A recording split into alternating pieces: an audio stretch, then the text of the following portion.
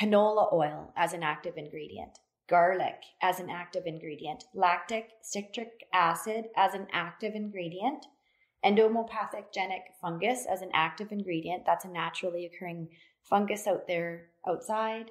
There's also biofungicides, hydrogen peroxide, some soaps with a couple drops of oil in it to get rid of the suds part of it, and sulfur, which is an element.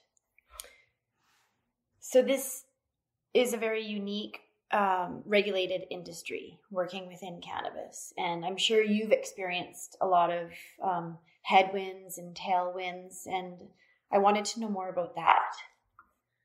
So obviously this is a brand new industry, and there are some obstacles that we face. For example, legalized cannabis doesn't really have a pre-existing framework in Canada.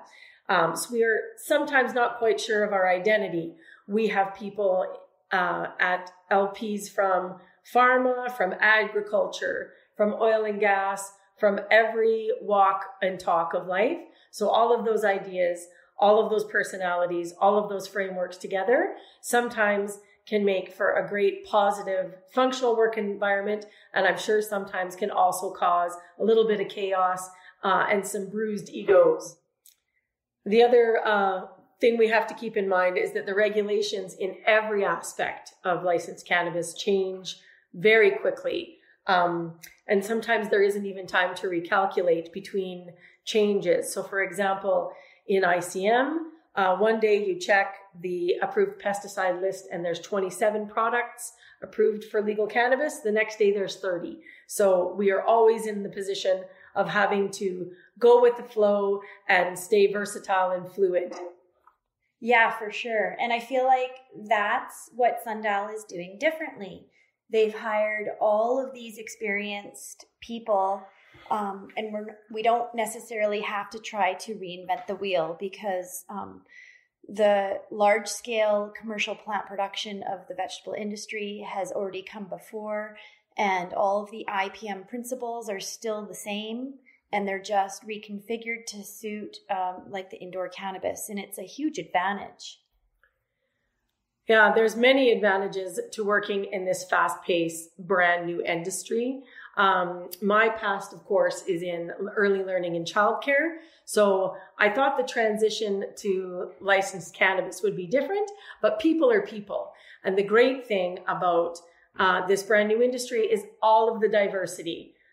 We have people from all walks of life, like I said, pharma, agriculture, oil and gas, all bringing their ideas, all bringing their culture from those workplaces.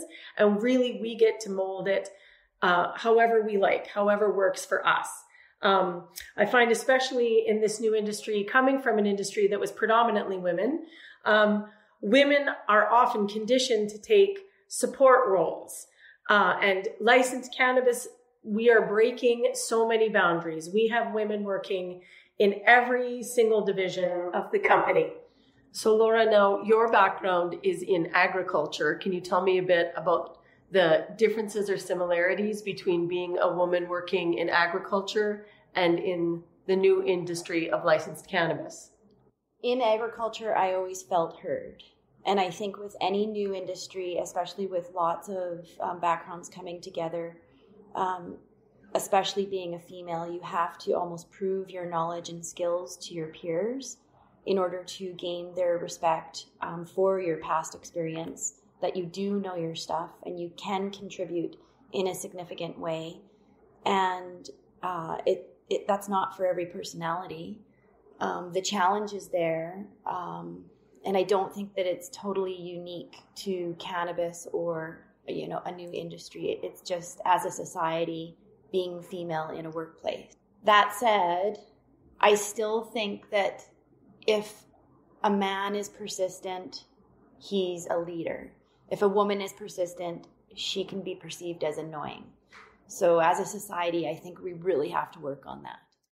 So what advice could we give to anyone wanting to start a new career in legalized cannabis? I think it's important to understand that cannabis is ever changing. It's highly regulated. It's fast paced, like faster than anything that I've ever heard of in the past. It's new, so every place is a startup, and with startups, there's going to be a lot of changes. And if you can't roll with the punches, if you're not flexible, then this isn't your cup of tea. That said, with high risk comes high reward. And right now we're still in the beginning stages. Edibles are just about to become legalized, and there is nowhere to go but up, in my opinion. And you can be, like I always say, your own best friend or your own worst enemy, depending on your work ethic, depending on your perspective, depending on your ability to learn quickly and roll with the punches, and be open-minded and be a dedicated hard worker. The sky is the limit, really. There are so many areas that we have yet to address. And so, this may have been around for a few years, but really it's in the very beginning stages. And I would probably say to anyone listening that's thinking of a career in cannabis, don't be afraid to try. If you had told me 5 years ago that I would be working in integrated crop management for Sundial Growers licensed producer, I would have laughed hilariously. But I took a chance, and I was fortunate that Sundial was willing to take a chance on me. So if you're interested, if you want to try, take a chance. Yeah. And, things are becoming more fair, slowly but surely, as a society. We've got all these fathers who have daughters who want to picture their future with equal pay and equal respect, and successful, happy women passionate about their future. So I think for our last few minutes, maybe we should think about what questions our podcast listeners might have after listening today. So I think the coolest part of the podcast was the biocontrols. So what questions might a listener have about biocontrols?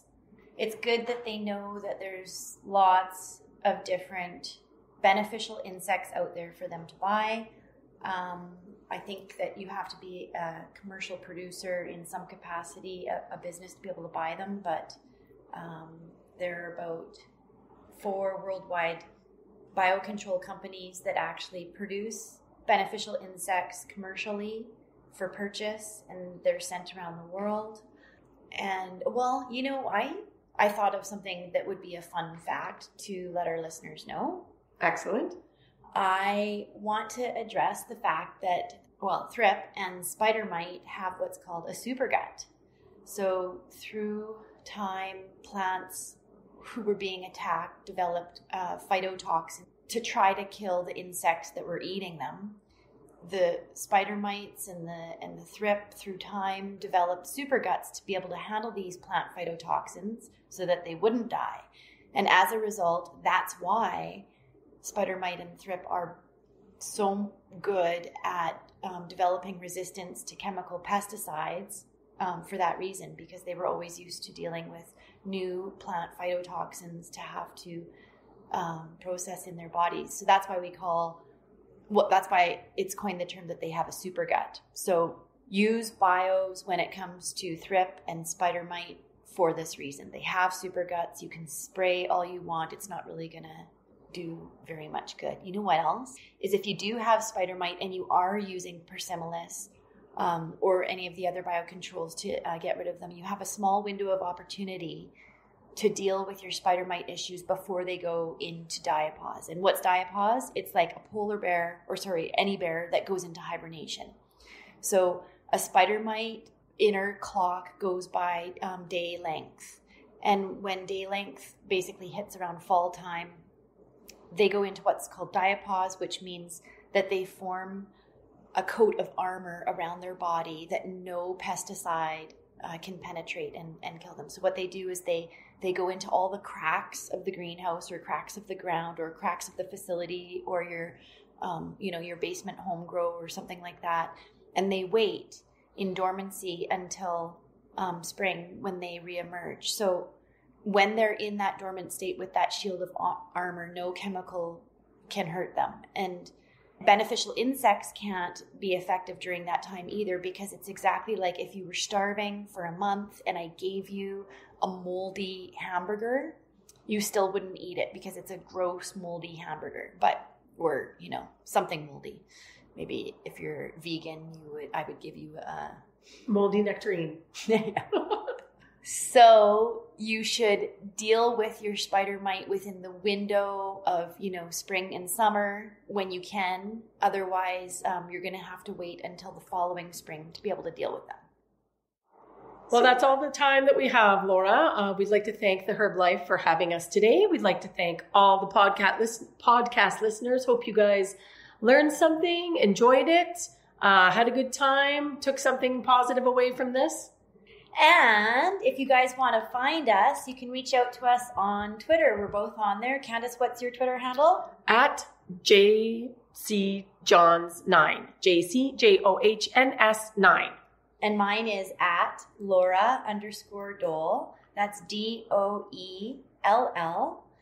And thank you, everyone. And thank you, the Herb Life. We really enjoyed this. Bye, guys. Bye.